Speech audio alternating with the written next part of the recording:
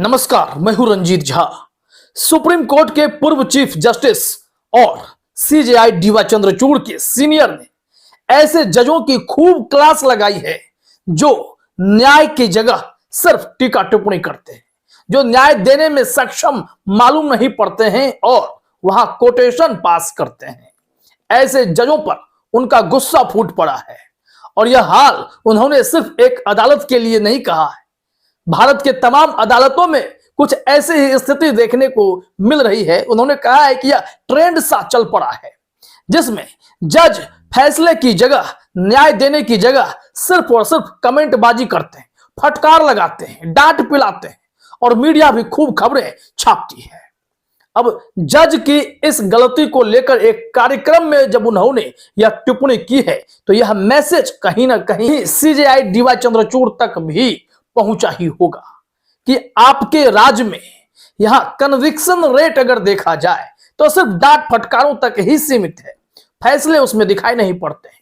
तभी तो राष्ट्रपति द्रौपदी मुर्मू ने भी एक बार कहा था सीजेआई डीवाई चंद्रचूड़ से कि कुछ ऐसा करिए कि आपके जजों के द्वारा दिए गए फैसले में न्याय नजर आए, ना कि सिर्फ फैसले सुना दिए जाए और बाद में पता चले कि उस फैसले में न्याय की ही कमी थी। अब यहां पर अपने स्क्रीन पर आप देखिए सहारा समय के हेडलाइन को। टुडे जजेस are paying more attention to showcasing their talent, former CJI. यानी कि पूर्व चीफ जस्टिस यूयू ललित साहब जो सीजेआई डीवाई चंद्रचूड़ के सीनियर रहे, उन्होंने ऐसी टिप्पणी की है तो समझिए कि जुडिशरी में इस वक्त स्थिति क्या है। चलिए हम खबर में दिखाते हैं कि उनके कहने का आशय क्या था, क्या सब वो बताना चाह रहे हैं। ये कोटेशन वाले जजों की क्लास कैसे उन्होंने लगा दी है सार्वजनिक मंच से, यह भारत की जुडिशरी के एक अलग चेहरे को दिखाती है।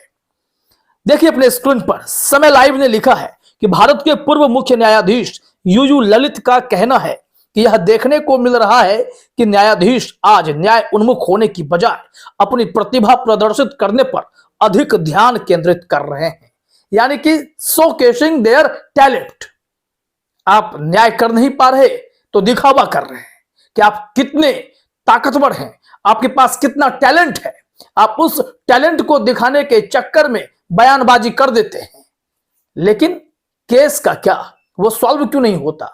आगे देखिए, उन्होंने न्यायपालिका पर मीडिया के बढ़ते प्रभाव पर टिप्पणी करते हुए कई ऐसी बातें कही जिस पर शायद आगे भी चर्चा होती रहेगी। दरअसल दिल्ली के इंडिया हैबिटेट सेंटर में सुप्रीम कोर्ट के सेवानिवृत्त न्यायाधीश एस रविंद्र भट्ट के सम्मान में एक कार्यक्रम का आयोजन हुआ था, जिसे भट्ट के परिजनों और सुप्रीम कोर्ट के स्टाफ ने मिलकर आयोजित किया था। इस कार्यक्रम में न्याय पर बातचीत शीर्षक से एक विचार गोष्ठी भी हुई थी। इस गोष्ठी में पूर्व मुख्य न्यायाधीश का यह बयान आया। पूर्व सीजेआई ने कहा कि इसने उद्धरणात्मक न्याय शास्त्र को जन्म दिया है, यानी सिटेशनल ज्यूरिस्प्रूडेंस को जन्म दिया है, जहां उच्च न्यायालयों और ट्रायल कोर्ट सहित विभिन्न अदालतों द्वारा दिए गए निर्णय उद्धरण से युक्त होते हैं। यानी कि बड़ी बड़ी टिप्पणी, बड़ी बड़ी बातें कह देते हैं। कोई कुंडली देखने वाली टिप्पणी करता है तो कोई आपको मनुस्मृति पढ़ने के लिए कहेगा, तो कोई आज ईडी को फटकार लगा रहा है, तो कोई अलग अलग जांच एजेंसियों को डांट पिला रहा है। लेकिन जब फैसले की बारी आती है तो फिर अगली तारीख मिल जाती है, कोई जजमेंट नहीं आता, या फिर सरकार के ही पक्ष में अधिकतर फैसले देखने को मिल जाते हैं। इन्हीं सब को उन्होंने बहुत ही सलीके से कह दिया है कि अब जज जो है शोकेस करते हैं, टैलेंट का प्रदर्शन करने में लग जाते हैं क्योंकि वो न्याय नहीं कर पा रहे हैं। देखिए आगे यही बातें कही गई है। उन्होंने जजों पर टिप्पणी करते हुए कहा कि उन्हें शायद ऐसा लगता है कि जज अपनी प्रतिभा का अधिक उपयोगी तरीके से उपयोग नहीं कर रहे हैं, तो इसलिए न्याय उन्मुख होने की बजाय वो अब अपनी प्रतिभा प्रदर्शित करने की कोशिश कर रहे हैं। जो कुछ समय से मैंने देखा है वो इकट्ठा हो रहा है और आजकल महत्व प्राप्त कर रहा है। न्यायपालिका पर मीडिया के बढ़ते प्रभाव पर भी उन्होंने खुलकर बातें कही। उन्होंने कहा, अब मुझे जो लगता है वह एक हालिया चलन है, यह किसी भी प्रस्ताव की तरह है, उद्धरण के बाद उद्धरण होंगे, यानी कोर्ट के बाद कोर्ट होंगे, आपको यह नया न्याय शास्त्र देखने को मिलता है। मैं इसे उद्धरणात्मक न्याय शास्त्र कहता हूं।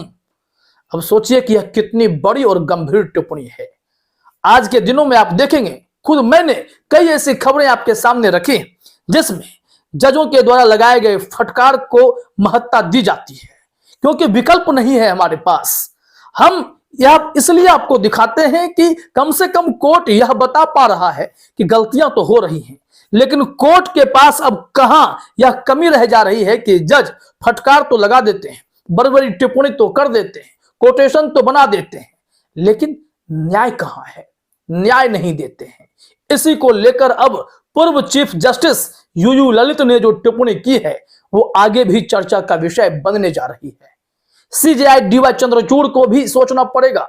उन्होंने भी खूब टिप्पणी की है, खूब फटकार लगाए हैं, सबको बताया है कि कोर्ट में कैसे काम करना चाहिए, सरकार को डांट पिलाई है, लेकिन जब फैसले की बात आती है तो ना उनके टीम के सदस्य ना ही सीजेआई डीवाई चंद्रचूड़ इस मामले में अब ऐसे दिखाई पड़ते हैं कि उन्होंने एक ठोस फैसला ले लिया।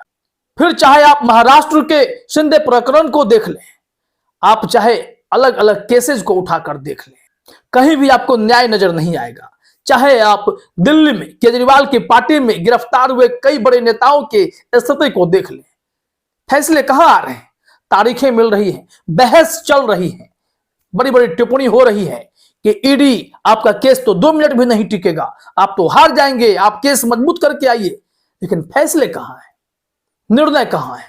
इसको लेकर तो सवाल अब उठेंगे ना। ये टीका टिप्पणी करने वालों को पूर्व चीफ जस्टिस यूयू ललित ने बड़े मैसेज के साथ समझा दिया है, आसान शब्दों में, कि ये जो है उद्धरण खेलना बंद कीजिए, न्याय दीजिए न्याय। ये टैलेंट दिखाने की जरूरत नहीं है कि आप कितने टैलेंटेड हैं और इस टीका टिप्पणी में अपने टैलेंट का प्रदर्शन करना बंद कर दीजिए। लेकिन देखिए कहां आदतों से बाज आ रहे हैं जज। उन्हें भी मजा आ रहा है क्योंकि मीडिया इन्हें खूब दिखाते हैं, अरे ये जज तो बहुत सख्त हैं, लेकिन फैसले कहां हैं? इसका जवाब पूर्व सीजेआई को समझा दीजिए।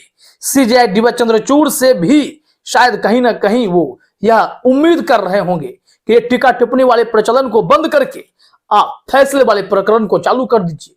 राष्ट्रपति द्रौपदी मुर्मू को भी खुशी होगी चंद्रचूड़ साहब अगर इस तरीके से न्याय आने लगे तो।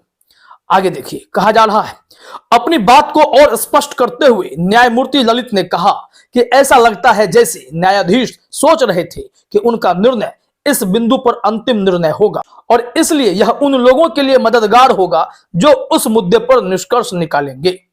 इस दौरान केरल उच्च न्यायालय के पूर्व न्यायाधीश वरिष्ठ अधिवक्ता आर बसंत ने भी मीडिया प्रचार को प्रत्येक न्यायाधीश के लिए व्यावसायिक खतरा बताया।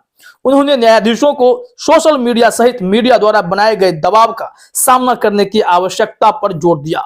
मीडिया में जजों की आलोचना पर जस्टिस बसंत ने कहा कि इस चलन के लिए न्यायपालिका भी जिम्मेदार है। बड़ी बातें कहती है कि न्यायपालिका इसके लिए जिम्मेदार निश्चित तौर पर है। मीडिया लोकतंत्र का चौथा स्तंभ है। मीडिया के पास भी असीमित शक्तियां हैं अगर मीडिया की आजादी बरकरार रहे तो। मीडिया न्यायपालिका में अगर सवाल खड़े कर देता है, न्यायपालिका की व्यवस्था पर अगर चोट कर देता है, तो जजों को सोचना पड़ेगा कि उनसे चूक कहां हो रही है। मीडिया आलोचना करने के लिए भी स्वतंत्र है। जिस तरीके से सिर्फ टीका टिप्पणी डांट फटकार तक अदालतों के जज सीमित रह गए हैं, तो अब जजों पर भी मीडिया ने सवाल खड़े किए हैं और इसके लिए पूर्व जजों ने कहा है कि खुद अदालत में बैठे न्यायाधीश भी जिम्मेदार हैं। अगर वो टीका टिप्पणी की बजाय फैसले में यकीन रखते तो ऐसी नौबत ना आती। मीडिया का ऐसा दबाव अदालतों में नहीं देखना पड़ता। उन्होंने तो यहां तक कहा, जब हमने न्यायपालिका का हिस्सा बनना शुरू किया तब हमने कभी नहीं देखा, 1988 की उन्होंने बात की, कभी नहीं देखा कि जजों के साथ यह सुलूक किया जाएगा, क्योंकि उस वक्त भी जजों को अपने फैसले पर भरोसा हुआ करता था। लेकिन अब जजों को अपने टैलेंट प्रदर्शन करने में ज्यादा मजा आ रहा है, टीका टिप्पणी करने में, बड़े बड़े कोटेशन देने में मजा आ रहा है। नतीजा यह हुआ कि अब देखिए मीडिया उनकी भी क्लास लगा रही है।